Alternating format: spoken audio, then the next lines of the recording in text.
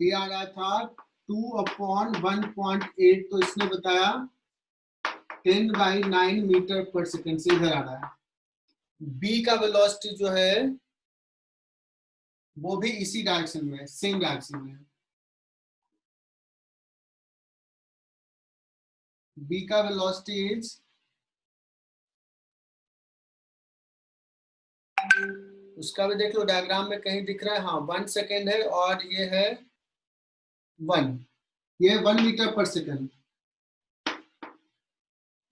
B similarly सी देखो किस velocity से मूव कर रहा है, सी तो कांस्टेंट है, रेस्ट में है। And what about D? D का देखो तो 1.5, 1 से 1.5 गया, कितने सेकंड में? 1 सेकंड में आगे बढ़ रहा है। तो डी इस डायरेक्शन मूव कर रहा है, कितना से? 0.5 मीटर पर सेकंड से। एंड ई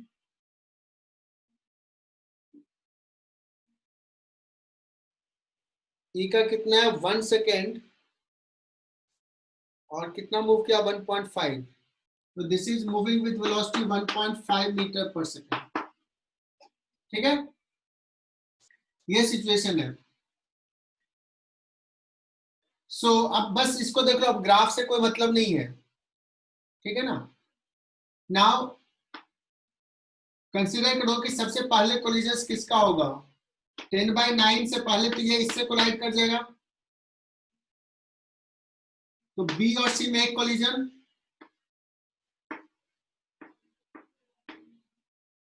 ठीक है।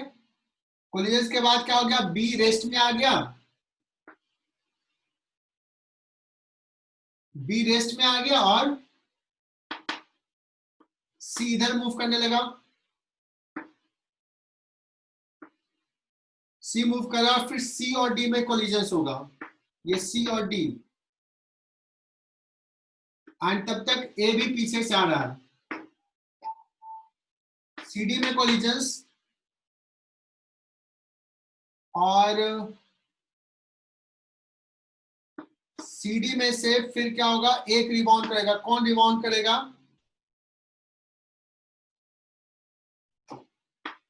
दोनों का वेलोसिटी सेम तो नहीं रहेगा, किधर होगा? अब यहाँ पे चेक करना पड़ेगा, एक जा रहा 0.5 से और दूसरा जा रहा 1 से। इलास्टिक कोलिजन है, वेलोसिटी क्या हो जाएगा? इंटरचेंज हो जाएगा। तो ये जाएगा इधर 1 से और ये जाएगा इधर 0.5 से। ये हो गया ई।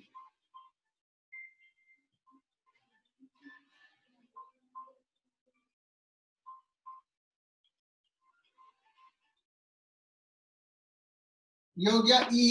ई जा रहा 1.5 से, तो फिर किसमें कोलिजन होगा? ई डी से के पास पहले नहीं पहुंचेगा ना? पहुंचेगा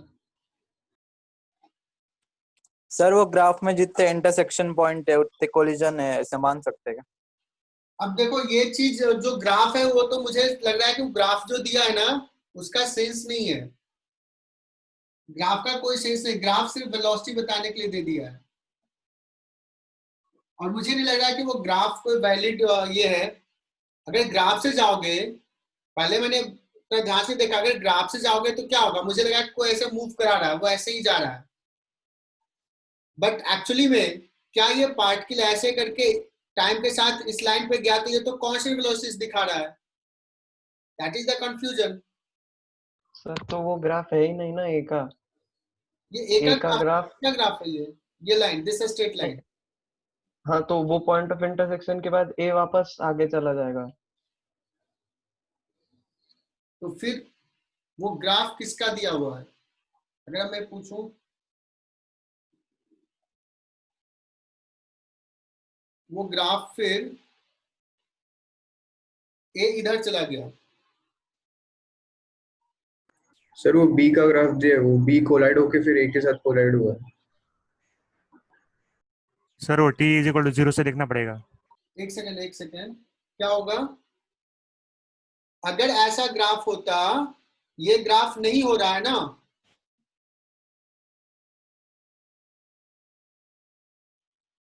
ये सबसे पहला कोलिजन ऐसे देखो तो इसके साथ कर रहा है क्या, ई के साथ कर रहा है क्या पहला कोलिजन।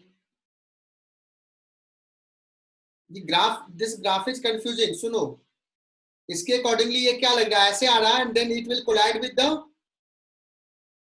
ई पार्टिकल फर्स्ट, या जो भी यहाँ पे आया। लेकिन अगर नहीं देखो ई तो नहीं एक सर, वो किससे डी कोलाइड हो। करेगा। सर पहले तो डी ई और नहीं ई होगा। कोलाइड करेंगे, फिर डी फिर बी को कोलाइड करेगा, फिर बी ए को कोलाइड करेगा। लेकिन इस ग्राफ से अगर मैं इसको मानता हूं तो इस ग्राफ से क्या देखेंगे, अच्छा ये पूरा ई का है भी नहीं। हाँ सर वही।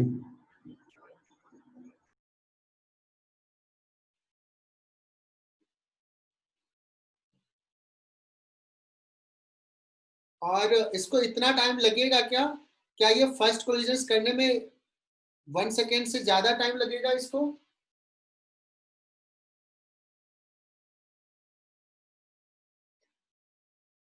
चलिए देखो तो सबसे पहला कोलिजन अगर मुझे देखना है टाइम के अकॉर्डिंग, फर्स्ट कोलिजन कौन सा हो रहा है, बीसी। चलो बीसी हो रहा है फर्स्ट कोलिजन, और ये कितने टाइम में हो जाएगा, 1 सेकेंड में। That is correct, BC collide किया 1 सेकेंड में।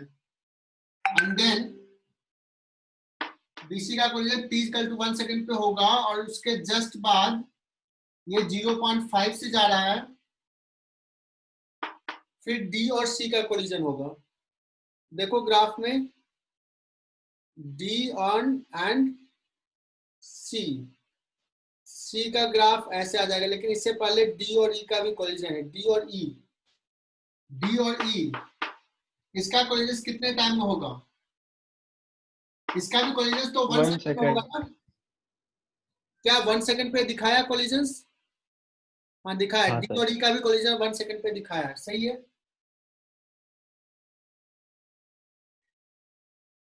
ठीक है, डी और ई का कोलिजन भी 1 सेकेंड पे हुआ, and then what will happen, D और ई में अभी जो हम लोग लिख रहे थे इसको सी और डी, 1 सेकेंड में हो गया ना कोलिजन, तो यहाँ पे डी, कुछ तो गड़बड़ कर रहा हूं मैं, डी का जो कोलिजन जिस समय होगा तो ये इस समय 1.5 से मूव करेगा, और ई कितना से मूव कर रहा है, 0.5 से, ऐसा होगा ना। ई डी सी बी ए, ये कौन सा कोलिजन लिख लिया अभी, ईडी का कोलिजन।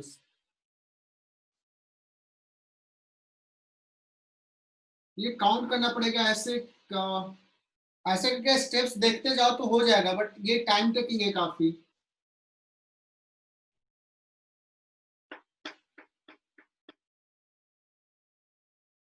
तो अभी तक हम लोगों ने किसका किसका कोलिजन लिख लिया, देख लो। सबसे पहले BC, BC 1 collision, then BC के बाद हम लोगों ने किसका कोलिजन लिया, एक सेकंड, ईडी। ईडी ही ईडी हो जाएगा, दूसरा कोलिजन ईडी हो गया, तीसरा कोलिजन किसका हो जाएगा, डीसी का, तीसरा डीसी का होगा ना। ये 0.5 इधर को दिखा दिया था, 0.5, 0.5 नहीं, ये 1 से जा रहा है इधर, ये 1.5 और 1 से मैच करेगा, तो हो जाएगा सीडी। सीडी आ गया तो फिर कोलिजन में इंटरचेंज कर लेगा, तो फिर क्या हो जाएगा, नेक्स्ट डायग्राम में ये 0.5 से इधर जा रहा है, और ये फिर 1.5 से इधर आएगा, ईडी कोलाइड होगा, और इधर सी बी कोलाइड होगा। सी इस तरफ जाएगा 1 मीटर पर सेकेंड से, नहीं 1.5 से ये दोनों इंटरचेंज कर लिया है, और बी से कोलाइड होगा, बी। अब इस बीच में क्या पहले ए कोलाइड कर लेगा बी को, या सी पहले कोलाइड करेगा बी को, ये चेक करना पड़ेगा। सी पहले करेगा।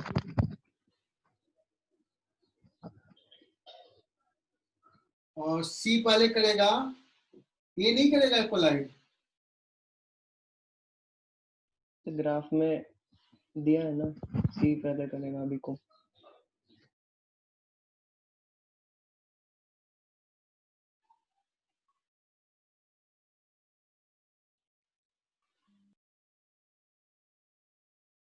अभी तो अब यही है ना कि ये तो पता ही नहीं कि इसके बाद ये ग्राफ में चेंज होते जा रहा है। ये जो है ये सी का नहीं है, ये किसी और का होगा ग्राफ। ये पोजीशन इंटरचेंज हो जा रहा है ना।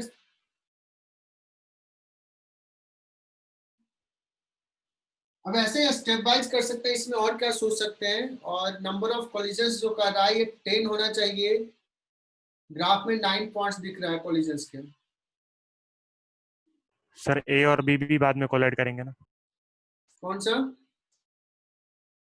ए और ए और बी, बी। ए और बी बाद में कोलाइड करेंगे। एक सेकंड, ग्राफ में इंटरसेक्शन पॉइंट दिख रहा है, ए का स्लोप ज्यादा है। कोई भी ऐसा पार्टिकल है जिसका स्लोप इसके स्लोप से ज्यादा है ए का। अच्छा ये ए आया, फाइनली ए तो इधर ही जाएगा। नहीं वो नहीं, नीचे के 2 लाइंस।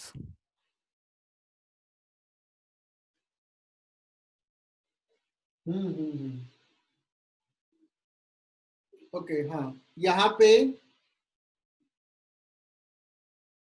ये लाइन शायद पैरेलल नहीं है,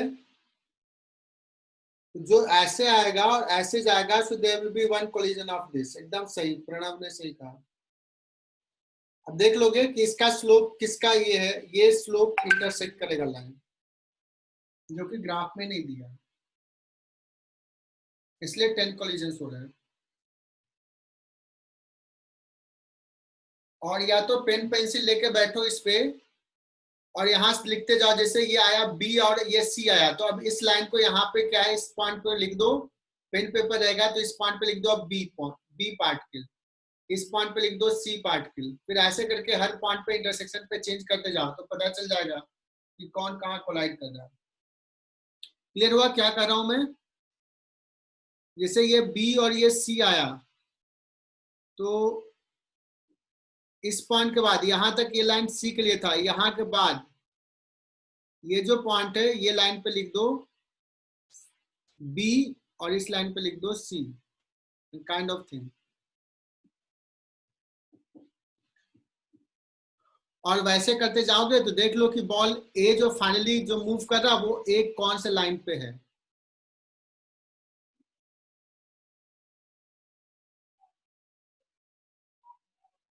हाँ सर, आ जाएगा उससे। ए कौन से लाइन पे है, तो देखो ए अभी यहाँ पे आया, यहाँ के बाद ये लाइन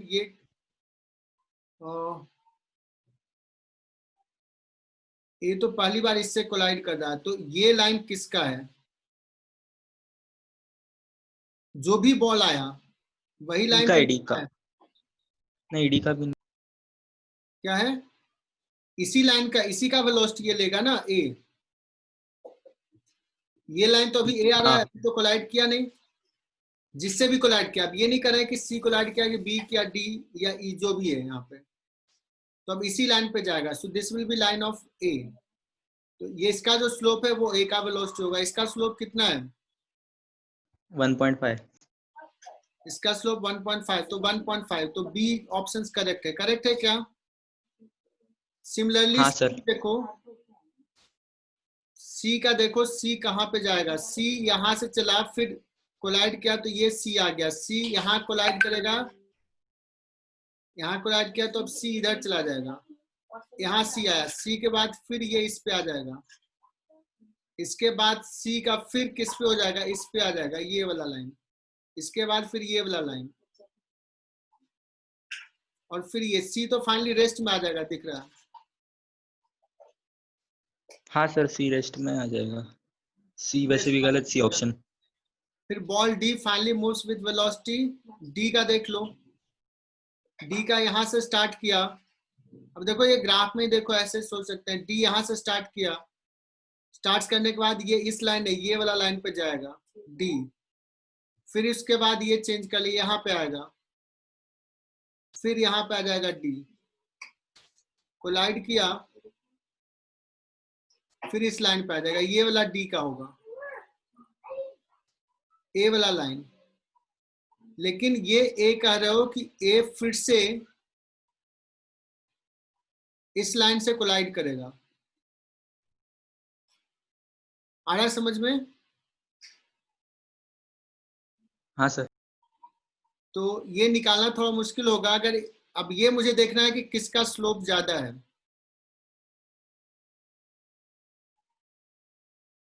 अगर इसका स्लोप ज्यादा है,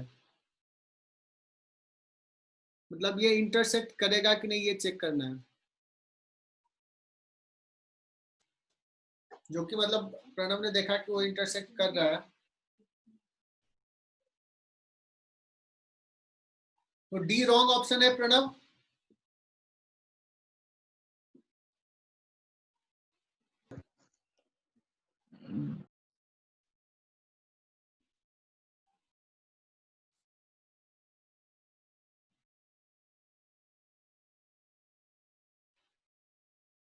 सो कार के फ्रेम में जाओगे तो बॉब पे 2 फोर्स लग रहा है।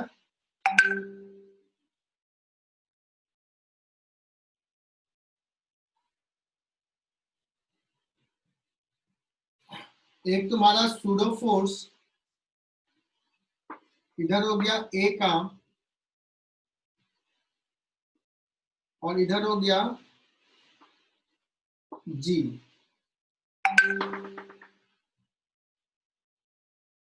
एक्सलेट सपोज ऐसे कर रहा हूं मैं, इधर एक्सलेट कर रहा, सपोज इधर एक्सलेट कर रहा, तो सूडो फोर्स हो जाएगा इधर ए, और इधर हो जाएगा जी।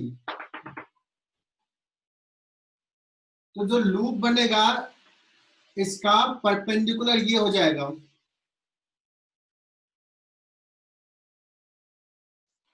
और क्या कर रहा था मैं, जैसे अगर सपोज जी नीचे होता है तो हम लोग कोनिकल पेंडुलम में कैसे लेते हैं, कोनिकल पेंडुलम जो प्लेन होगा उसका मोशन का, उसके परपेंडिकुलर होगा जी। वैसे ही यहाँ पे जी को किस से रिप्लेस कर देंगे, जी इफेक्टिव से। तो जी इफेक्टिव किधर हो जाएगा, इधर। जी इफेक्टिव इस डायरेक्शन में हो जाएगा कितना, ए स्क्वायर प्लस जी स्क्वायर का रूट, और ये वर्टिकल से कितना एंगल पे हो जाएगा।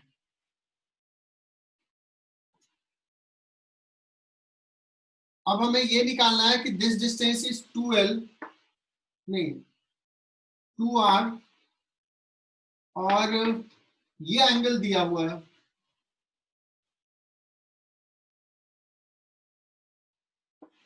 एक्चुअली ये हाइट दिया हुआ है, this height is given, this height is vertical distance between maximum vertical distance, this h का वैल्यू कुछ दिया है, h का वैल्यू जो दिया है वो 1 मीटर, और ये l कितना दिया हुआ है, √5/2।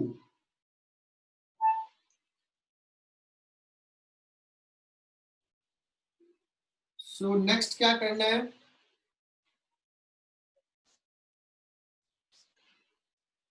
चलो इसको एक बार और सॉल्व कर लेते हैं, एक बार फ्रेश में। नहीं वो रेजोनेंस आंसर नहीं मिला। कितना है आंसर, क्या है आंसर, चलो एक बार चेक कर लेते हैं, उस पर देखना क्या। मिला ठीक है, यहाँ देखो क्या दिया है कि ये जो मूव कर रहा है सर्कुलर पाथ पे, तो उसके लोएस्ट और हाईएस्ट पॉइंट का मतलब वर्टिकल डिस्टेंस जो मैक्सिमम है 2 पॉइंट का, वो 1 मीटर है। तो मतलब ये डिस्टेंस दिया है 1 मीटर। ये जो प्लेन है उसके मोशंस का, वो प्लेन यहां से लेट्स की हॉरिजॉन्टल प्लेन से थीटा एंगल पे है, और ये जो प्लेन होगा वो जी इफेक्टिव उसके प्लेन के परपेंडिकुलर होगा, this will be the G effective. G effective ऐसा होगा, देखो यहाँ पे जी इधर है तो प्लेन ऐसा है,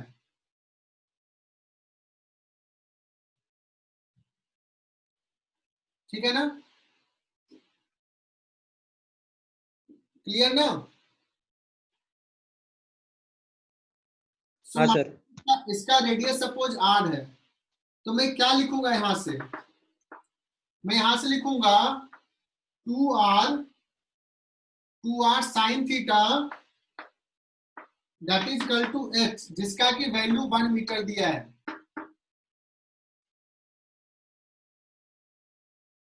और थीटा क्या है? जी इफेक्टिव का डायरेक्शन। जी इफेक्टिव क्या होगा तो मैंने बता दिया, कार अगर इधर एक्सेट कर रहा है इस डायरेक्शन में, तो सूडो फोर्स इधर हुआ ए और इधर हो गया जी। लेकिन ये अच्छी बात है कि ए का वैल्यू दे दिया जी, दैट मींस ये हो जाएगा 45 जी effective. So theta is 45 degree. यहां तक क्लियर? जी इफेक्टिव कितना हो जाएगा? 10√2।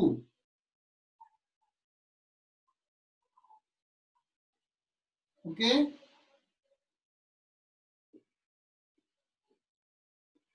और अब ये मान लो कि ये एंगल फाई है, सपोज एंगल फाई है इससे, तो यही वाला कंडीशन आएगा, tan phi equal to this.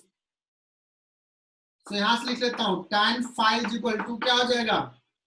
Omega square r upon G effective, उससे कंपेयर कर लेंगे।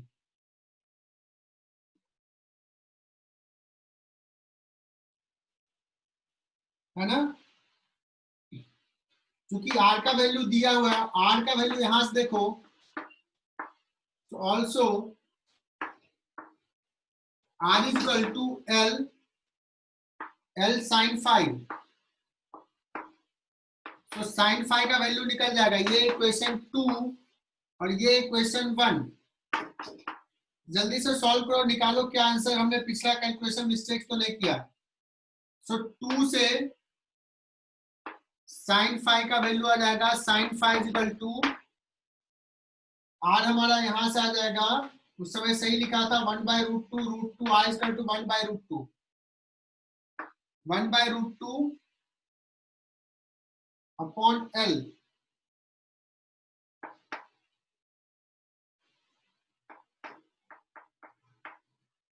l is √5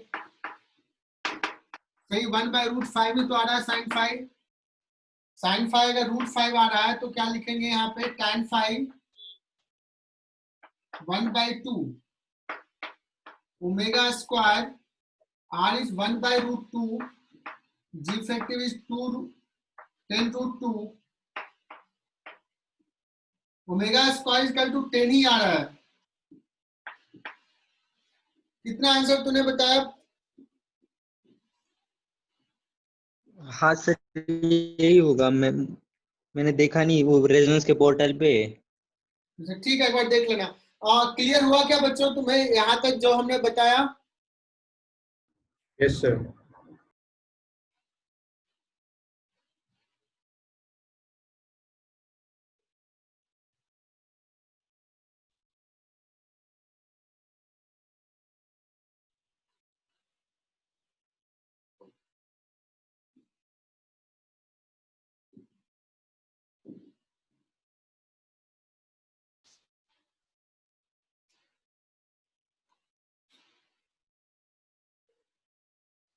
find the maximum height attend by the object from initial position. ये तो बहुत आसान सा सवाल लग रहा है मुझे। Maximum height attend, maximum height जिस समय अटेन करेगा तो क्या होगा? मैं रेड कलर से दिखा रहा हूं।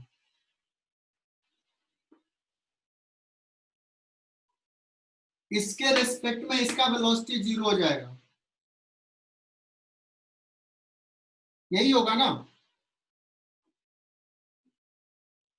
एट मैक्सिमम हाइट इसके रिस्पेक्ट में इसका वेलोसिटी 0, मतलब इसका वेलोसिटी तो पता है इधर ही रहेगा, तो इसका भी उस मोमेंट पे इधर ही रहेगा और सेम रहेगा, तभी तो वेलोसिटी 0 दिखा। इसके रिस्पेक्ट में इसका कुछ वेलोसिटी होगा तो वो ऊपर जाएगा। एम आई करेक्ट बच्चों? सर 0 क्यों होगा, एक बार बताओ ना।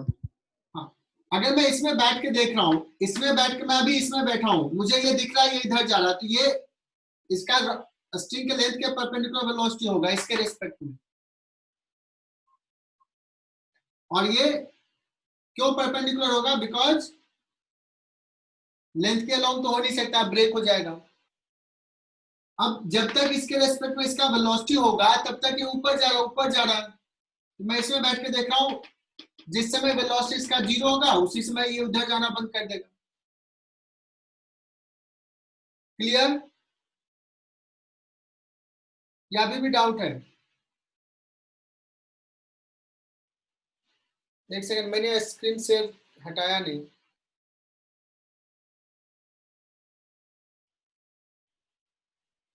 इसके रेस्पेक्ट में अगर इसका वेलोसिटी कुछ है तो वो इधर ही रहेगा, और ये ऊपर तब तक जाते रहेगा, या ऐसे भी सिंपल कह दो, इसका वर्टिकल डायरेक्शन में हाइट कब ये हो जाएगा, हाइट बढ़ना कब बंद हो जाएगा? जब v/0 हो जाएगा, ऐसे भी बोल दो। तो जिस समय हाँ समझा। v/0 होगा तो तभी तो उस समय इसका वेलोसिटी क्या हो जाएगा, कुछ v रहेगा। अब ये मैं बता रहा हूं कि इसका वेलोसिटी सेम ही रह जाएगा। क्योंकि सर ऐसा क्यों? बिकॉज ये स्ट्रिंग का लेंथ कांस्टेंट है, तो अलोंग द स्ट्रिंग दोनों का वेलोसिटी सेम होना चाहिए। तो ये अगर v है तो इसका भी v ही रहेगा। अभी क्लियर? मैं हाँ।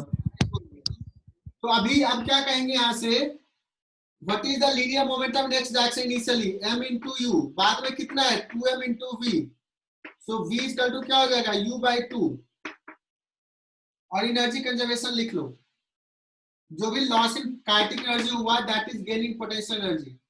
कितना लॉस इन काइनेटिक एनर्जी हुआ, हाफ mu² इनिशियली था, बाद में half into 2m into u/2 का square, u²/4, that is equal to 1/2 mu², common 1 minus 1/2, so 1/4 हो जाएगा। This is equal to mg into, क्या पूछा है, हाइट पूछा है तो simply mg into X, theta पूछा है तो वो कर लोगे। h इज इक्वल टू क्या आ जाएगा u² से gl दिया है, gl/4, h गया तो l/4 हो जाएगा h।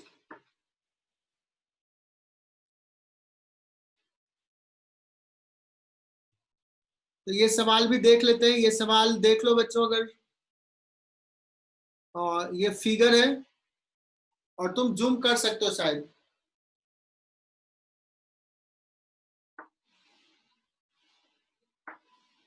सिलेंडर फिक्स दिया हुआ है और एक रॉड है,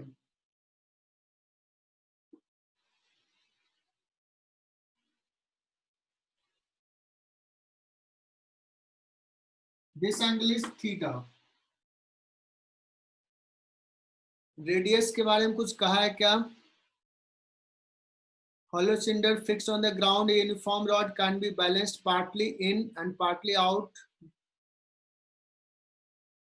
with lower end on the of the rod resting against the vertical wall of a cylinder.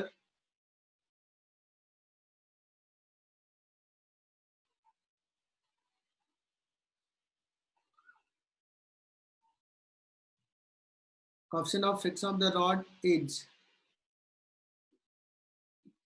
Okay. एक चीज बताना है यहाँ से,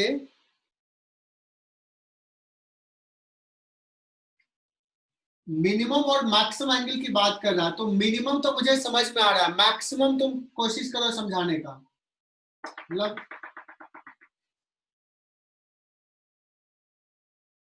जब हम मिनिमम की बात करें तो क्या होगा, ये ऐसे कम रहेगा तो क्या होगा, इधर स्लाइड करेगा नीचे, यही होगा ना? हाँ सही है सही है। और नीचे स्लाइड करेगा, और मैक्सिमम की जब बात करेंगे तो इसके बाद इधर टॉपल कर जाएगा।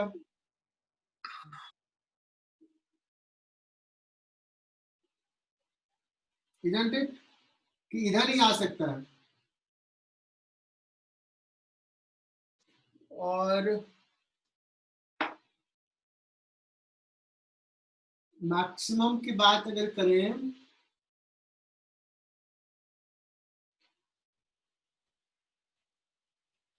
एक सेकेंड, यहाँ का फ्रिक्शंस का कुछ नहीं दिया है ना?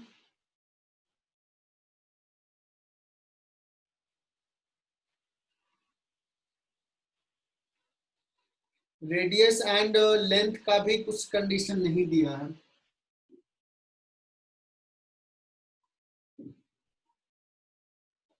कुछ दिया है क्या? लेंथ का कोई रिलेशंस दिया है क्या?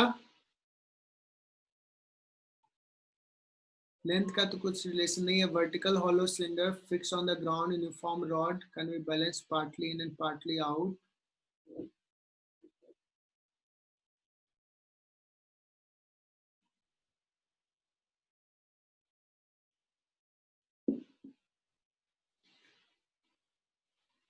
थोड़ा सा मुझे क्या डाउटफुल आ रहा है।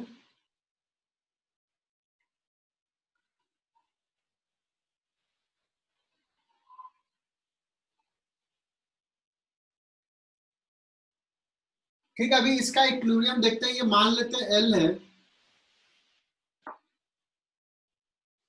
ठीक है, और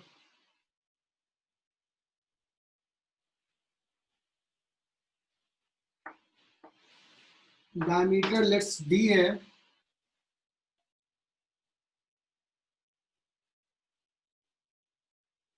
यहाँ पे फोर्सेज कौन कौन सा होगा? एन,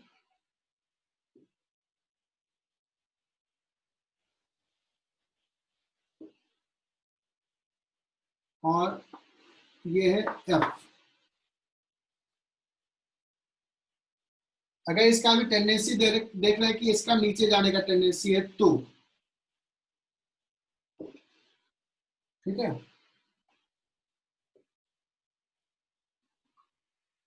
एफ इजिकल टू, अगर हम लोग मिनिमम की बात कर रहे हैं, लिमिटिंग की, तो F is equal to mu N. And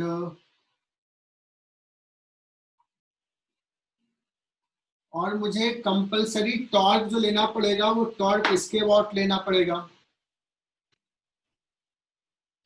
अगर इसके अबाउट ले रहे हैं तो mg लिखना पड़ेगा।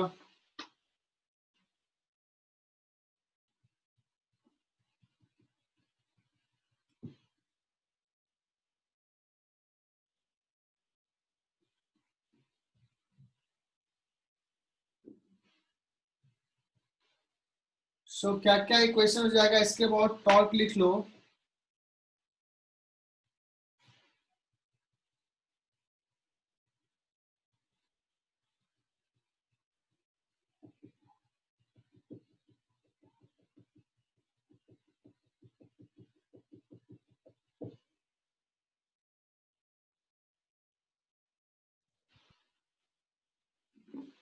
बेटर तो मुझे अभी भी लग रहा है, ये किसी को लग रहा है कोई दूसरा पॉइंट,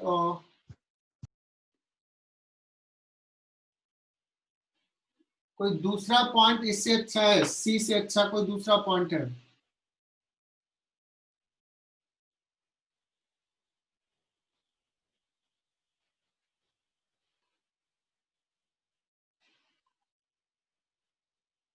क्या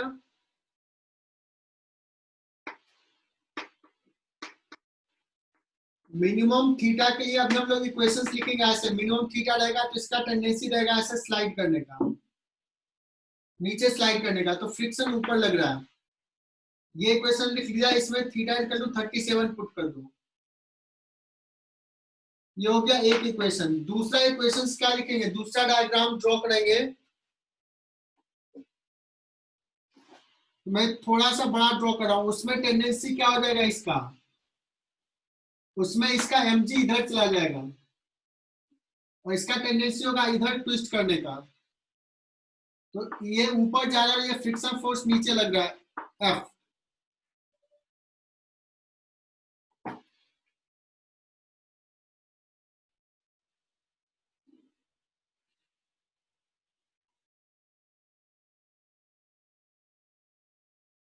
लेकिन बहुत सारे अननोन रहेंगे यार, वो अननोन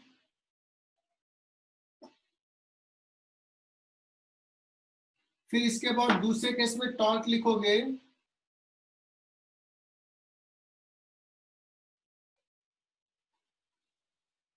क्या आ जाएगा mg इंटू सर सॉल्व करने पर एल डी और न्यू में इक्वेशन आता है। मुझे लग रहा है कि या तो इसमें क्या है ना कि L और D का रिलेशन देना पड़ेगा, अदरवाइज बहुत ही मुश्किल होगा ये। मैं शुरू से ही कह रहा हूँ, मुझे ये डेटा कम लग रहा है। We need relation between L and D. ये किसका है? रेजोनेंस का सवाल है ना। तो ये दो केस मैंने दिखाया है और ये दो केस को रियलाइज कर लो। मुझे कॉन्सेप्ट बस इसी में दिख रहा है कि यही कॉन्सेप्ट है। फर्स्ट केस में, जिस केस में ये कहेगा मिनिमम, तो ये कम करते जाओ कम करते जाओ। जिस समय मिनिमम है उसमें इसका टेंडेंसी कैसे स्लाइड करने का नीचे, तो फ्रिक्शन फोर्स ऊपर लगेगा। और हम इसमें ट्रांसलेशनल इक्विलिब्रियम में जाओगे तो और भी कॉम्प्लिकेटेड होगा, बिकॉज यहाँ पे फ्रिक्शन भी होगा, नॉर्मल रिएक्शन भी होगा। उस पर हम नहीं जा रहे हैं। तो हम इसके अबाउट टॉर्क लेंगे। सो mg का टॉर्क, ये डिस्टेंस सपोज d ले लिया डायमीटर, ये हो जाएगा L/2, ये डिस्टेंस हो जाएगा b minus L/2 sine theta. mg का torque out of the plane, n का torque out of the plane, f का torque into the plane. f का टॉर्क n और mg के टॉर्क को बैलेंस करेगा। एक इक्वेशन उससे आ जाएगा। यहां से देखना, जैसे से पता करोगे यहाँ के बाद mg इधर चला जाएगा, सेंटर ऑफ मास इधर हो गया।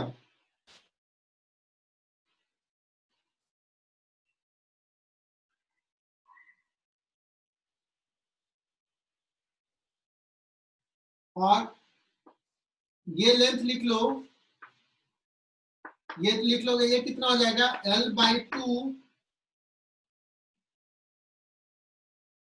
L/2 sine five minus D. mg का टॉर्क n डैश और f डैश के टॉर्क को बैलेंस करेगा।